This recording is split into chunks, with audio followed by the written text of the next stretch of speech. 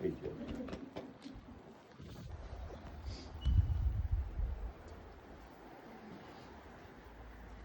Wow. Larry started with, this is a community, but it's all part of Scott's family, and I feel that his brother's here, my wife's here, daughter-in-law's here, and of course, Kathleen's here.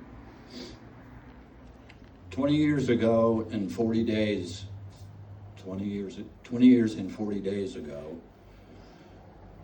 a day very similar to today.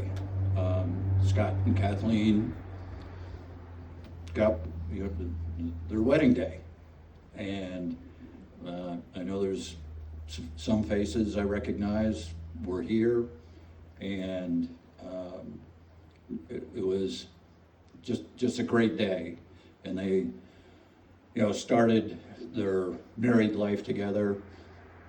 Left here with John Wayne and went to Columbine, right? Let me back up a little bit.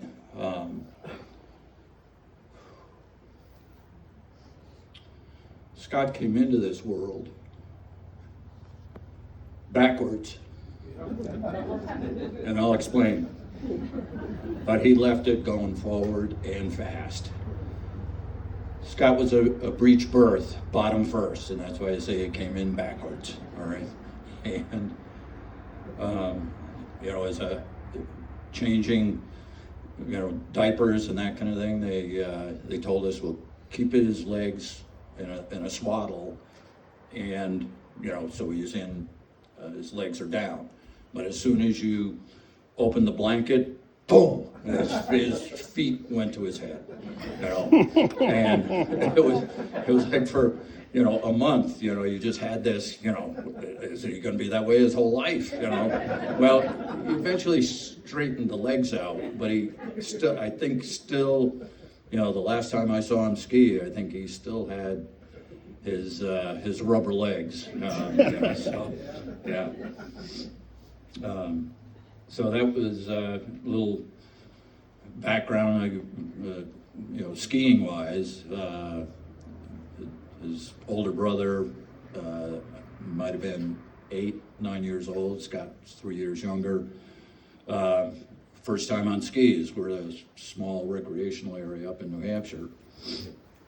After about 2 or 3 trips down, Scott goes over to the side, finds a picnic table that was half buried in the snow. The uphill side was covered, and off the table and flying.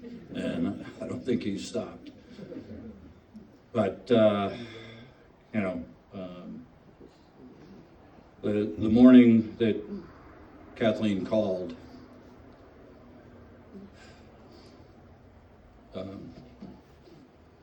she could barely talk. And it was a early morning call, probably 7:30 our time on the East Coast. And when I saw Kathleen, I'm going, she must have butt dialed me. She's up making coffee or something like that, at that time in the morning. And it was just like, Kathleen. And, she couldn't talk. All I could hear was kind of like hyperventilating breathing to give me the news. And I broke down, and we ended the call, and she said she'd call me back. She was trying to get a ride to Denver to go see Scott. And Leanne, where are you? Honorable, there she is over here, was the Uber driver, consoler, whatever, to drive to Denver and back. Big hugs. Big hugs. Okay. So Kathleen calls, I don't know, on the road down, and she had gotten the call from the hospital. We're talking a little bit, and she goes, he's been such a good boy lately, all right?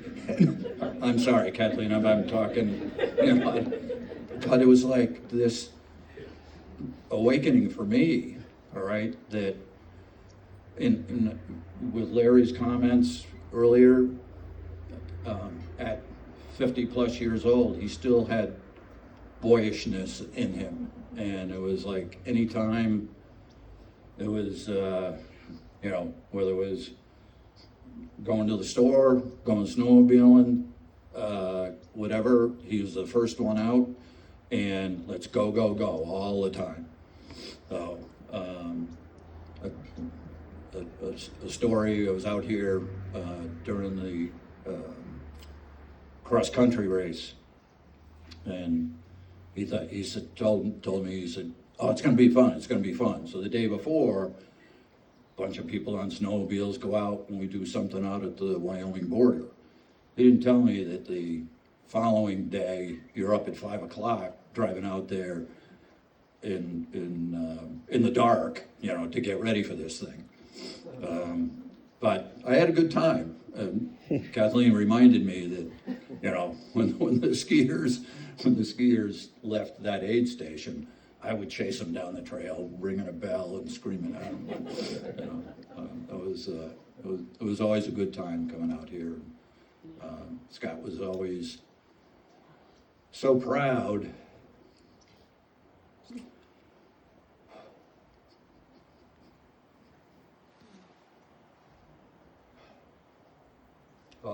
of what he and Kathleen had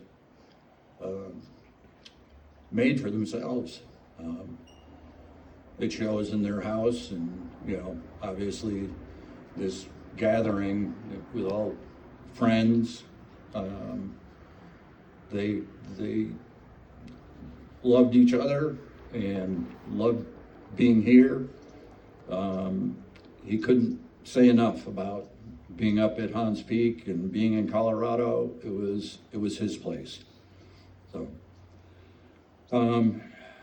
I may think of other things to say, but I'll end it with thank you all for being here and supporting Kathleen during this last, month about. Thank you.